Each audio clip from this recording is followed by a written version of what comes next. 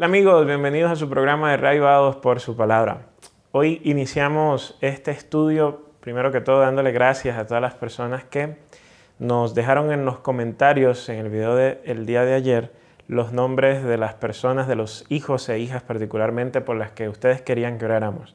Ha sido todo un desafío debido a que de un día para otro nos dejaron una buena cantidad de nombres, así que vamos a tener una tarea pendiente allí con la oración que hemos prometido por todas las personas que ustedes han mencionado.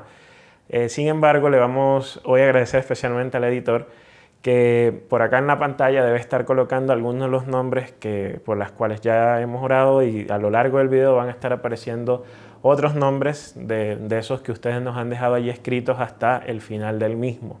Así que muchísimas gracias por interactuar con nosotros, gracias por vernos, gracias por sus likes y sus comentarios. Hoy vamos a seguir estudiando el libro de Samuel, Samuel capítulo 2. Así que, como siempre, antes de iniciar nuestro estudio, los invito a que oren junto conmigo. Buen Dios, hoy que revisamos la experiencia de Ana nuevamente y la experiencia también de Elí y de sus hijos, que tú puedas bendecir a todos los padres que están viendo este video y les puedas ayudar para que ellos, en sus particulares desafíos que tienen con cada uno de sus hijos, puedas darles sabiduría para tratarlos de la mejor manera. Haz de ellos papás que sigan el ejemplo de Ana y no el ejemplo de Elí, que sus hijos puedan ser como Samuel y no como Fines, y los hijos de Elí en general que terminaron desviándose de tus caminos. Protégelos, acompáñalos, tráelos con lazos de amor en Jesús. Amén. En 1 Samuel capítulo 2, la primera parte del capítulo se concentra en una oración, canto que Ana eleva al Señor. Digo oración / canto porque la estructura de esta porción en hebreo es poética, entonces nos trae tanto una oración como la posibilidad de un canto. Al igual, en los tiempos de Israel, la oración canto era relativamente lo mismo, así que no habría ningún problema en referirnos a esto de esta forma, de esta manera. En el capítulo 2, entonces las primeras partes dice: mi corazón se alegra en el Señor, en Él radica mi poder, puedo celebrar su salvación y burlarme de mis enemigos. Si bien es cierto, hoy, 2000 años después, cuando vemos la palabra salvación, tenemos automáticamente la connotación de salvación del pecado. En los tiempos bíblicos, especialmente en los del Antiguo Testamento, la palabra salvación en realidad va a significar la liberación de algún peligro que el creyente enfrentaba. Entonces, si el creyente estaba rodeado por enemigos en una guerra, salvación allí era que Dios lo librara de sus enemigos, le concediera la victoria sobre ellos. Si una persona, estaba en una condición de pobreza, donde todos sus bienes se habían perdido, salvación era que con la bendición de Dios esa persona pudiese recuperar aquellos bienes que había perdido. Entonces, salvación era la liberación de una situación contraria a la que pudiese vivir algún creyente.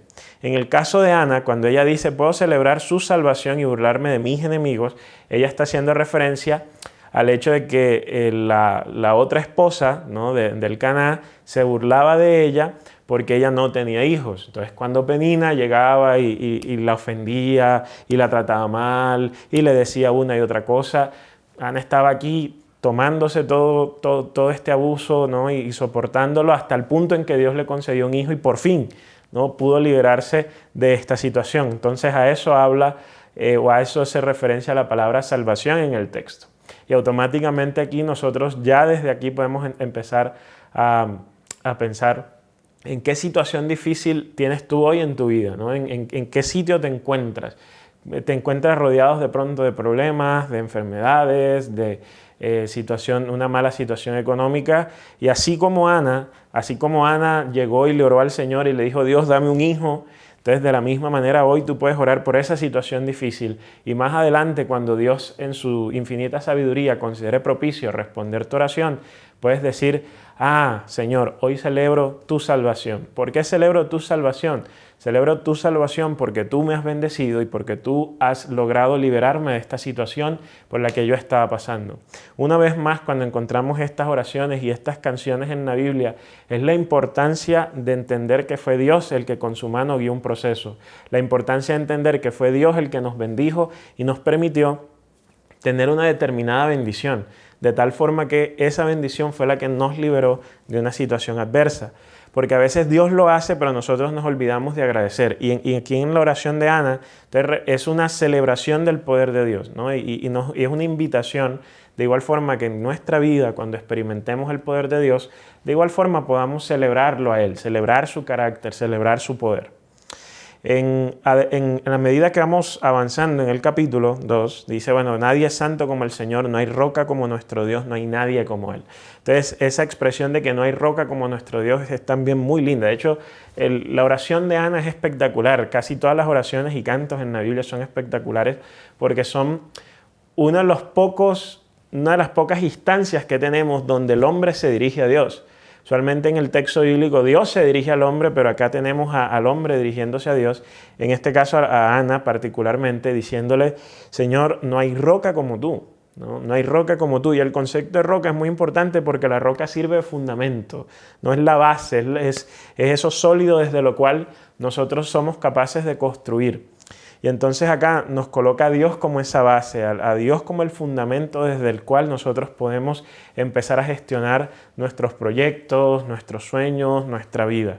Usualmente podemos llegar a colocar nuestra vida, sueños, proyectos sobre lo transitorio y lo podemos colocar o asociar a un trabajo o a una pareja sentimental o lo podemos asociar con una situación económica, pero todo eso es estable. La situación económica puede colocarse de un día para otro, puedes perder dinero, puedes perder el empleo, las personas que tienes alrededor de igual forma, ¿no?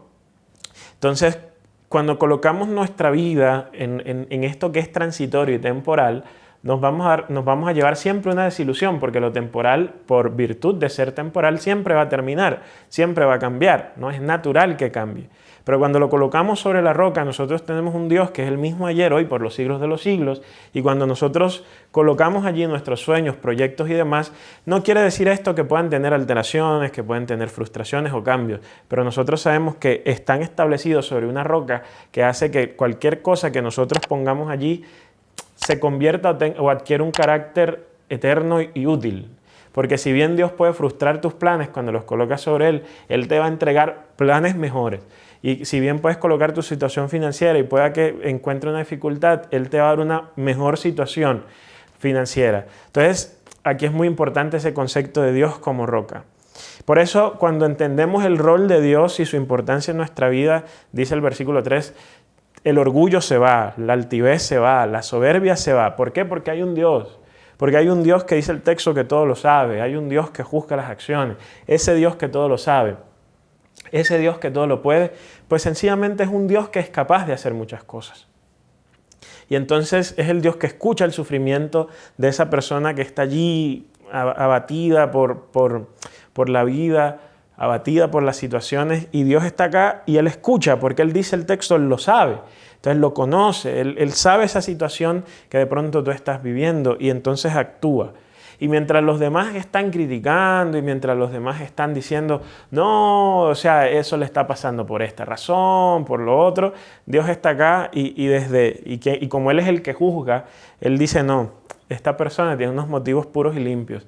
Y entonces Él empieza a destruir a los soberbios, a los poderosos y a la opinión de esos que se deleitan en destruir a los demás. Y el texto nos muestra cómo Dios cuida y es capaz de cuidar a las personas que están en condiciones menos favorables. Y por eso dice el versículo 5 que si bien es cierto, hay gente soberbia que cuando tiene pasa ahora a no tener. Y hay gente que no tiene y ahora pasa a tener, ¿sí? Dice el versículo 5 y presenta esa paradoja. Los que antes tenían comida de sobra ahora se venden por un pedazo de pan, mientras que los que sufrían de hambre ahora viven saciados. La que era estéril ahora da luz y la que da luz ahora es estéril. O sea, el Señor, y de hecho lo vemos en la vida, vemos cómo personas pueden cambiar de un lado a otro en cuestión de nada. Y esto nos lleva automáticamente a pensar dos cosas. Por un lado, nosotros debemos ser agradecidos con lo que tenemos, ¿no? Y ser agradecidos con las bendiciones que Dios nos ha dado hasta este punto y decir, Señor, gracias, porque mientras quizás muchos de pronto un día tenían trabajo y el otro día lo perdieron, los que no, eso es un motivo a agradecer y de llegar ante el Señor y decir, Señor, gracias, porque si bien es cierto, el mundo está cambiando, quizás a mí en esa parte no me afectó. Pero al mismo tiempo nos debe colocar y nos debe llevar a pensar en el hecho de cuán frágil son las relaciones, cuán frágil son las cosas, ¿sí? O sea, todo es frágil, todo es muy frágil y por lo tanto nuestra esperanza está mejor colocada en Dios, que es eterno, en lugar de aquellas cosas que son frágiles. Finalmente, la oración de Ana continúa y termina con un tono, y el tono es un tono triunfante, porque dice: el Señor destrozará a sus enemigos, desde el cielo lanzará truenos contra ellos, el Señor juzgará los confines de la tierra, fortalecerá a su rey y enaltecerá el poder de su ungido. La noción o el concepto de ungido, obviamente en el libro de Samuel va a cobrar una relevancia muy importante, debido a que en Samuel se va a hablar del rey, y en el tiempo de Israel, ungir, que era derramar aceite de oliva sobre alguien, solo se aplicaba esa medida a dos personas, al sacerdote y al rey. Entonces, cuando se habla del ungido, se habla del rey, ¿no? Y aquí el texto entonces nos está diciendo que Dios va a fortalecer a su ungido, y este texto nos anticipa todo lo que va a ocurrir en Samuel respecto a la narrativa de los reyes de Saúl y de David. ¿Sí? Entonces, por un lado, eso es un elemento teológico importante. Sin embargo, también tiene que ver con que el ungido, el rey, era un representante del pueblo. Entonces, que Dios bendiciese al ungido significaba que Dios bendecía también al pueblo, porque el líder sencillamente es un representante del pueblo. Por eso el versículo 9 dice: Él guiará los pasos de sus fieles, pero los malvados se perderán entre las sombras. Nadie triunfa por sus propias fuerzas. Cuando vemos esto acá, entonces nos damos cuenta otra vez que Dios está íntimamente ligado a su pueblo, y por lo tanto Él guía a los fieles y Él bendice a los fieles representados por el ungido. Y esta última parte acá es supremamente importante. Nadie triunfa por sus propias fuerzas. Cuando estemos en un triunfo, siempre debemos recordar que hubo personas que nos acompañaron, que Dios nos acompañó, y esto acá hay que reconocerlo. Ahora, esa frase se hace muy relevante en la porción donde se describe la perversidad de los hijos de Elí. Elí era el sumo sacerdote y sus dos hijos eran los sacerdotes. Y sus dos hijos estaban haciendo algo malo. ¿Qué estaban haciendo? Ellos se robaban la carne y grasa de los sacrificios. Ahora alguien puede decir: ¿pero acaso no estudiamos ya que los sacerdotes tenían derecho a la carne que se ofrecía de los animales? Claro que sí. ¿Cuál era el problema que tenían los hijos de Elí? No era propiamente que estaban tomando la carne, sino la parte de la carne que tomaban. Los hijos de Elí estaban tomando la mejor parte para ellos, pero resulta y pasa que Dios había dejado ya establecido muy claramente qué porciones le correspondían de cada sacrificio a los sacerdotes. Dios en ningún momento desamparó a los sacerdotes. Dios les dijo: esta es la porción que a ustedes les pertenece, pero esto es lo que a mí me pertenece. Y en el caso de la grasa, en ese aspecto particular, Dios dijo: la grasa es para mí. Ustedes no van a comer grasa, ni van a tener una parte de la grasa que se ofrezca del animal en sacrificio. Eso me pertenece a mí. Entonces, cuando vemos ese punto en particular, realizamos o nos damos cuenta de que los hijos de Elí estaban tomando lo que le pertenecía a Dios. Porque ellos llegaban y se llevaban la mejor porción de carne, pero la mejor porción de carne le pertenecía a Dios. Llegaban y tomaban la grasa, pero eso le pertenecía a Dios. Entonces lo que estaban haciendo los hijos de Elí era algo supremamente grave. Y el texto nos advierte que mientras los hijos de Elí estaban pervirtiéndose y estaban haciendo lo malo, Samuel estaba haciendo lo bueno. Porque dice el texto que servía en la presencia del Señor, vestía efod de lino, se le hacía una pequeña túnica, ¿sí? Y que cada vez que iban a ofrecer el sacrificio, se la llevaban allí. Entonces, nosotros logramos ver, dice el texto, que el triunfo nunca viene por tus propias fuerzas. Y cuando contrastamos a Samuel y a los hijos de Elí, automáticamente tenemos que hablar de los papás, de Ana y de Elí. Y lo que nos damos cuenta es que el éxito de Ana respecto a la crianza de Samuel versus el fracaso de Elí versus respecto a sus hijos, tiene que ver con eso, con que Ana no triunfó sola en la crianza de Samuel. No fue que Ana se había leído los mejores libros de cómo criar un niño. Eso hay que hacerlo, no estamos diciendo que no. Hay que hacer eso, hay que leer buenos libros sobre cómo criar un niño. Pero el punto es que en ningún momento se debe suponer que el éxito o fracaso o más bien que el éxito de la crianza de un niño reside exclusivamente en la persona, en los libros que haya leído, en la sabiduría que pueda tener. Como dice el texto, el éxito nunca es producto de tus propias fuerzas, porque siempre está acompañado de un grupo de personas, pero especialmente de Dios. Ana había sido exitosa con Samuel porque Dios la acompañaba en la crianza. Elí había fracasado con sus hijos porque probablemente no invitó a Dios a que lo acompañara en la crianza.